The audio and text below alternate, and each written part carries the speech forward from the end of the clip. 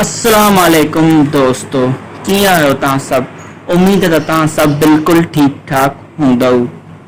दोस्तों, अक्सा किंजर खे केरु नथो सुञाणे। उहा टिकटॉक जो हिकु वॾो नालो आहे। हुनखे टिकटॉक क्वीन भी सॾियो वेंदो आहे।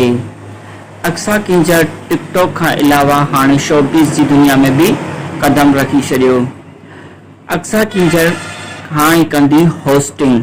जी दोस्तों, अक्सा किंजर करे रही है एक शो जंहिंमें हू कंदी हाणे होस्टिंग। दोस्तों, अक्सा किंजर टिकटॉक ते तमाम घणी मशहूर आहे।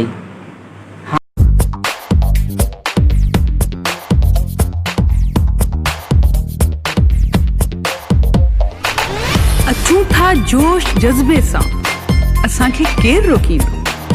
अगर कोई अॻियां ईंदो उहो खुद थी फना ईंदो। असांखे केरु रोकींदो। सदाईं मुश्किलातनि सां मुहाॾो आहे अटकायो। कदम मुर्की खयां आहिनि, कॾहिं यकीन घबरायो। असांखे केरु रोकींदो। सॼो संसार ॼाणे थो असां सभु साथ में आहियूं। परे या पाण खां नफ़रत मोहब्बत प्यार था चाहियूं। असांखे केरु रोकींदो।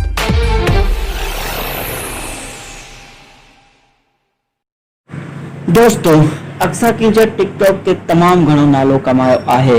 उम्मीद आहे त ही शो भी हुनजो एतिरो ई कामयाब वेंदो। हिन शो जो अञा नालो ज़ाहिर कोन कयो वियो आहे, न ई हिन शो जी का तारीख़ शो कई वई आहे त कॾहिं लॉन्च कयो वेंदो। पर अक्सा किंजर तव्हांखे पाण टिकटॉक ते ॿुधाए छॾींदी त ही शो कॾहिं लॉन्च कयो वेंदो। ही शो लाइव हूंदो या हिन सां गॾु हुन सां को ॿियो होस्ट हूंदो, इन जी भी ख़बर तव्हांखे अक्सा किंजर पाण टिकटॉक ते ॿुधाए छॾींदी। दोस्तों, ही हुयो अॼु जो वीडियो। उम्मीद कयां थो तव्हांखे पसंदि ईंदो।